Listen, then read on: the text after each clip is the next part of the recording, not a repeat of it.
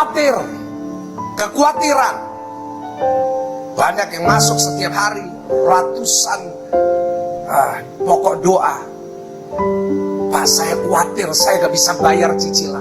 Pak, saya khawatir saya gak bisa ngelanjutin. Pak, saya khawatir saya gak bisa bayar uang sekolah anak saya. Pak, saya khawatir masa depan saya gak ada. Pak, saya khawatir banyak orang yang kerjaannya lagi terpengaruh. Pak, saya khawatir Pak, apa yang akan terjadi 1-2 tahun ke depan. Banyak orang gak bisa tidur, gak bisa makan, stres. Kenapa? Karena kekhawatiran ini. Dan jika saudara dan saya hari ini tidak segera keluar dari kekhawatiran itu, kalau saudara dan saya tidak segera keluar dari tempat yang salah itu, maka kita lama-lama akan ditarik lebih dalam lagi dalam kesalahan itu, sehingga kita akan mengakhiri hidup kita dengan cara yang tidak baik. Saudara, saya temukan ada 4 hal yang kita khawatirkan. Saudara, yang pertama yang kita khawatirkan adalah what I have. Apa yang saya punya membuat kita khawatir. Kedua, apa yang saya khawatirkan, what I don't have. Apa yang saya punya membuat saya khawatir, tetapi apa yang saya tidak punya juga membuat saya khawatir. Pak, saya masih belum punya rumah, Pak. Pak, saya masih belum punya pasangan hidup. Nah, itu dia. Banyak anak-anak muda sambil nonton ini sambil nangis, Pak Pendeta kok ngerti pergumulan hidup saya. Begitu. Punya pacar, khawatir. Gimana kalau nikah dan hidupin dia? Apa yang saya punya buat saya khawatir, apa yang saya nggak punya juga buat saya khawatir. Lalu apalagi yang ketiga, what I wish I had. Apa yang saya harapkan saya miliki, itu juga membuat kita khawatir, ya nggak sih? Saya sebenarnya Pak kepingin punya skill ini. Saya sebenarnya kepingin punya ini. Pak, saya semestinya kepingin punya ini. Pak, itu membuat kita khawatir. Dan apalagi, but I wish I didn't have. Apa bagi banyak orang sakit penyakit? Kita khawatir bahwa diabetes kita, penyakit jantung kita akan membunuh kita one day. Dan tanpa kita sadari, kekhawatiran ini membawa dampak yang negatif dalam hidup saudara dan saya. Kalau mau bicara tentang kedokteran, kekhawatiran akan membuat saudara jadi orang yang gelisah, membuat saudara orang yang jadi depresi, membuat orang sistem imunnya hancur, dan yang membuat banyak orang sakit jantung itu karena kekhawatiran. Tapi kalau kita bicara tentang firman, coba kita buka Amsal 12 ayat yang ke-25. Katakan kekhawatiran dalam hati membungkukkan orang, tetapi perkataan yang baik menggembirakan orang. Saudara, kalau jalan selalu bungkuk, coba saudara satu hari jalan bungkuk terus, pasti capek. Itulah kekhawatiran. Kekhawatiran membuat orang jadi capek, orang jadi restless bahasa Inggris. Markus pasalnya yang keempat, ayatnya yang ke-19. Lalu kekhawatiran dunia ini dan tipu daya kekayaan dan keinginan-keinginan akan hal yang lain masuklah menghimpit firman itu sehingga tidak berbuah. Banyak orang karena kekhawatiran firman gak bisa masuk.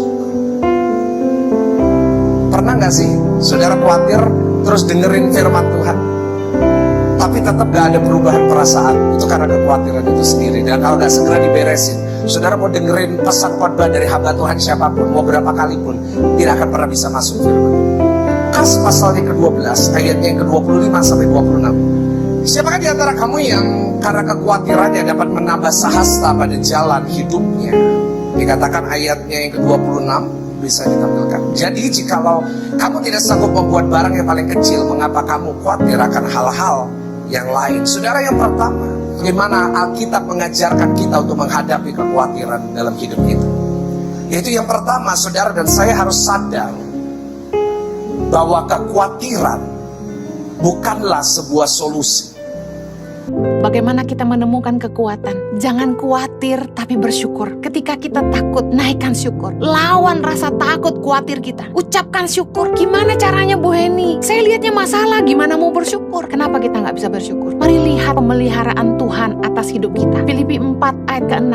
Janganlah hendaknya kamu khawatir tentang apapun juga, tetapi nyatakanlah dalam segala hal keinginanmu kepada Allah dalam doa dan permohonan dengan ucapan syukur. Mari saat kita menghadapi badai, kita susah, uang kurang, mau bikin apa juga udah nggak tahu, masalah rumah tangga pelik. Saya mau katakan begini, justru saat kita khawatir, saat kita takut dan kita banyak persoalan, adalah saat terbaik kita datang sama Tuhan, menyatakan semua hal keinginan kita kepada Tuhan, dan kita naikkan ucapan syukur. Saya percaya bahwa korban syukur itu menyenangkan hati Tuhan, bahwa di tengah-tengah penderitaan kita masih bisa bersyukur kepada Tuhan. Jangan khawatir, tapi mengucap syukurlah. Kebanyakan kita itu khawatir tentang hal-hal yang belum tentu terjadi. Kebanyakan tuh kita berasumsi sendiri, lalu kita takut sendiri. Kita khawatir tentang hal-hal yang ada di depan yang belum tentu terjadi, tapi kita udah khawatir hari ini. Matius 6 ayat 34 berkata, sebab itu janganlah kamu khawatir akan hari esok, karena hari besok mempunyai kesusahannya sendiri. Kesusahan sehari cukuplah untuk sehari. Yesus mengajar kita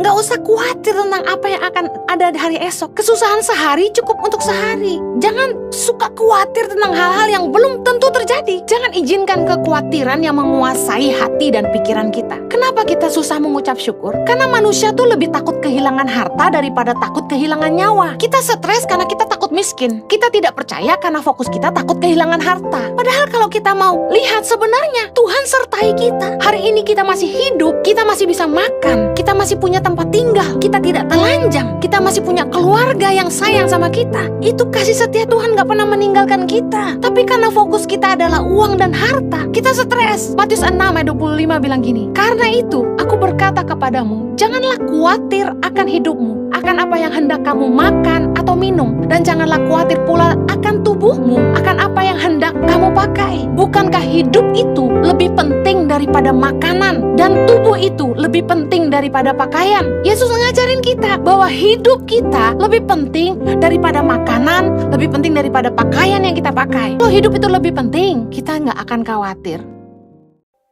Kekhawatiran adalah kebodohan. Lalu kalau saya berkata, kenapa sebetulnya pendeta? Loh, karena kita kan masih punya Tuhan. Kenapa kita perlu khawatir? Sebetulnya kalau kita sadar, oh iya saya masih punya Tuhan, kita nggak akan pernah khawatir. Kita khawatir bukan karena masalah kita terlalu besar, tapi karena kita tidak percaya bahwa Tuhan kita sanggup melakukan segala perkara. Kenapa? Karena harus kita jujur. Yang pertama, Allah kita itu kreatif. Allah yang kita sembah adalah Allah yang kreatif. Artinya dia tidak pernah kekurangan cara, dia tidak pernah kekurangan ide untuk menyelamatkan kita, membela kita, menolong kita, dan mengerjakan mujizat buat kita. Kreativitas Allah cukup untuk membuat kita tenang. Pokoknya Allah akan menyelesaikan buat saya segala sesuatu tepat pada waktunya dan yang terbaik buat saya. Dan kedua, karena Allah kita tidak pernah terlambat, dia juga tidak pernah terlalu cepat. Dia tolong kita tepat pada waktunya. Tetapi saudara gue yang kasih dalam Tuhan, kita harus belajar berserah kepada Tuhan. Kadangkala persoalan kita mau Allah tolong kita sekarang, padahal Tuhan menatap kita dan berkata, tenang anakku, belajar berserah, aku akan menyelesaikan bagi kamu segala sesuatunya tepat pada waktunya. Kalau kita tetap khawatir, kita bodoh. Kenapa? Karena kekhawatiran bisa menciptakan berbagai penyakit dalam tubuh kita. Kekhawatiran bisa merampas damai sejahtera dalam kehidupan kita. Kekhawatiran dapat membuat kita mengambil keputusan-keputusan yang aneh dalam hidup ini. Bahkan kekhawatiran bisa menjauhkan kita dari Tuhan. Dan juga kekhawatiran dapat membuka pintu untuk setan dapat menjajah hidup kita. Yang ketiga, karena Allah kita Maha Kuasa, baginya tidak ada perkara yang mustahil. Tidak ada yang bisa menghambat karya dan kerja Allah dalam kehidupan kita. Waktu kita percaya bahwa Allah kita Maha Kuasa, kita tidak pernah perlu khawatir. Kita cukup berserah, kita cukup mengandalkan Dia. Kita beriman saja, Allah menyelesaikan segalanya buat kita. Dan yang keempat, kenapa kita tidak pernah perlu khawatir? Karena Allah kita mengasihi kita. Dan karena Dia mengasihi kita, Dia ampuni dosa kita. Karena Dia mengasihi kita, Dia perbaiki segala keadaan kita. Karena Dia mengasihi kita, Dia pulihkan yang rusak. Karena Dia mengasihi kita, Dia mengerjakan mujizat buat setiap kita. Karena itu saudaraku yang kasih dalam Tuhan, jangan biarkan kekhawatiran menjajah hidup kita lagi. Tetapi mulai beriman, mulai percaya, mulai mengandalkan Tuhan, bangkit dan melangkah dalam kepastian Allah kita dapat diandalkan. Jangan khawatir itu bukan sebuah jeripaya. Tapi kalau kita tidak hargai perintah Tuhan ini, maka jiwa kita pasti akan berdarah-darah. Segala berkat Tuhan dalam hidup kita akan bocor kemana-mana. Dan kehidupan rohani kita pasti akan terpuruk. Janganlah kamu khawatir akan hidupmu. Tapi Tuhan, hidupku ini belum sempurna. Kau kan tidak tahu kan pergumulanku. Siapa bilang? Tuhan, hidupku ini sekarang penuh dengan cacat celah. Aku tahu semuanya. Masa Tuhan gak mengerti ketidaksempurnaan kita, kegagalan kita? Tuhan tahu, tetap dia bilang, jangan kamu khawatir akan hidupmu. Berarti Allah kita mengatasi keterbatasan kita, Allah kita mengatasi performa kita, Allah kita mengatasi resume kita, sejarah kita, dan segala kelemahan kita. Dia berkata, jangan khawatir, I know what I'm doing in your life. Aku tahu apa yang aku sedang lakukan di dalam kehidupanmu. Don't worry. Don't worry. Tuhan itu mendengarkan keluh kesah Anda tiap hari. Setiap rekening yang tidak bisa Anda bayar, penyakit, bil medis yang Anda sekarang kewalahan, semua hasil kerja itu habis semua untuk ngobatin papa. Tuhan di mana di hidupmu? Saya beritahu untuk Anda, for your information, He is with you, He is still with you. Dia masih ada bersama dengan Anda. Sekalipun rotimu serba sedikit, airmu juga. Kata Yesaya 30, tapi aku tidak pernah menyembunyikan diri dari hidupmu. Jangan mengeluh, kenali dulu rencanaku apa di balik semua ini. Tuhan mau kita melihat sumber kemenangan itu ada dalam hubungan kita dengan Dia, bukan terletak pada berkat materi yang diberi. Karena ada orang berkata, asal kau memberi aku yang satu ini, aku pasti akan bahagia. Nggak tentu. Kalau Anda hari ini merasa kalau sampai saya dikasih ini saya baru bahagia, itu tipu daya dan muslihat setan. Itu adalah pikiran daging yang belum ditaklukkan. Saya tidak mau kita ini punya kehidupan mengikut Tuhan itu adalah berdasarkan berkat. Kalau engkau memberi ini, aku pasti senang. Tuhan, kalau sampai aku ini kau sembuhkan, aku akan melayanimu. Orang gak bisa melihat. Orang gitu buta. Mereka mengira kalau aku dapat, aku pasti bisa bahagia. Kalau aku punya, aku pasti senang. Kalau aku dijawab, pasti aku menang. Sebaliknya, sebelum kau dijawab, sebelum kau terima, sebelum kau dapat, jangan berkata ditunda besok. Hari ini juga bangunlah kehidupan rohanimu. Karena itu Tuhan suruh kita, jangan khawatir. Kerjakan bagianmu dengan sungguh-sungguh, berkeringat boleh, tapi jangan berdarah-darah dalam jiwamu. Jangan khawatir. Klaim janji Allah di dalam dirimu. Kenallah Tuhanmu, kenallah kuasanya. Orang yang khawatir biasanya akan mengeluh. Orang yang khawatir akan pesimis. Orang khawatir akan negatif. Kalau aku gak bisa berbuat apa-apa, minimal aku gak khawatir. Orang gak khawatir itu bersyukur. Orang gak khawatir itu bisa mengklaim dengan hati yang sangat-sangat terbuka sama Kristus. Gak usah takut.